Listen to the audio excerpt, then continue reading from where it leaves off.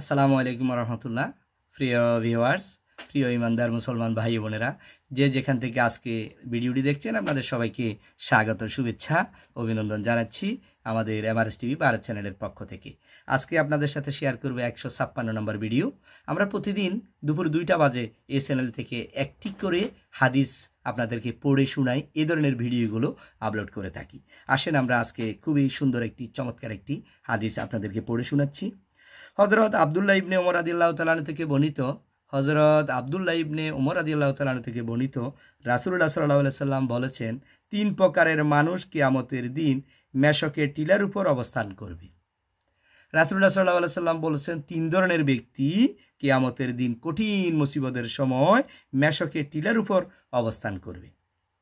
তাহলে পূর্ববর্তী ও পরবর্তী সমস্ত মানুষ তাদের প্রতি ঈর্ষান্বিত হবে এবং কিয়ামতের যে মানুষগুলো ছিল কঠিন মুসিবতে আছে সবাই তাদের প্রতি ঈর্ষান্বিত হবে। আরে এদের মতো যদি হতে পারতাম আমরা, এই 3 ব্যক্তির মতো যদি হতে পারতাম আমরা। সে ব্যক্তি যে প্রতিদিন 5 ওয়াক্ত নামাজের আজান দিত। তাহলে 1 নম্বর ব্যক্তি হচ্ছে যে 5 ওয়াক্ত নামাজ মসজিদে আজান দেয়, মানুষদেরকে নামাজের জন্য ডাকে। আজান দেওয়া মানে কি? আজান দেওয়া হচ্ছে মসজিদে আসার জন্য ডাকা, নামাজ পড়ার জন্য ডাকা। তাহলে 1 নম্বর ব্যক্তি হচ্ছে সেই ব্যক্তি যে মসজিদে মানুষদেরকে ডাকে, আজান দেয়। এক কথা হচ্ছে সে 5 ওয়াক্ত নামাজে মানুষদেরকে আজান দেয়, আজানের মাধ্যমে ডাকে। দ্বিতীয় সে ব্যক্তি যে লোকদের এইভাবে ইমামতি করেছে যে তারা তার উপর সন্তুষ্ট রয়েছে। এবং দ্বিতীয় হচ্ছে ইমাম সাহেব এমনভাবে নামাজ পড়ানোর কারণে তার প্রতি তার মুসল্লিরা যে রয়েছে, তার মুক্তাদিরা যার রয়েছে, তারা তার প্রতি সন্তুষ্ট, তার প্রতি খুশি।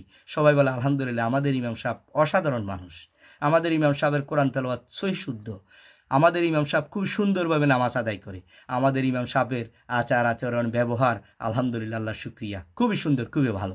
এভাবে যদি সন্তুষ্ট হয়, দ্বিতীয় ব্যক্তি গেল। তৃতীয় ব্যক্তি হচ্ছে সেই গোলাম যে আল্লাহ তাআলার হক আদায় করেছে। যে ব্যক্তি তৃতীয় নম্বর হচ্ছে সে আল্লাহর গোলাম, যে গোলাম আল্লাহ তাআলার হক আদায় করেছে।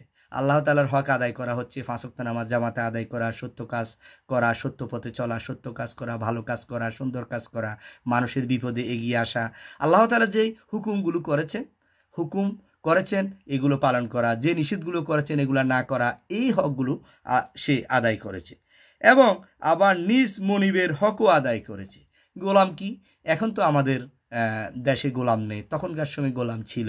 সেই তার অধীনে থাকতো, সে 5 ওয়াক্ত নামাজ আদায় করতো, ভালো কাজগুলো করতো। পাশাপাশি সে যার অধীনে আছে, যার অধীনে সে কাজ করে থাকে, যার বাড়িতে কাজ করে থাকে, যার গোলাম, তার হকও সে আদায় করে, তার কাজকর্ম সে ঠিকমতো আদায় করে।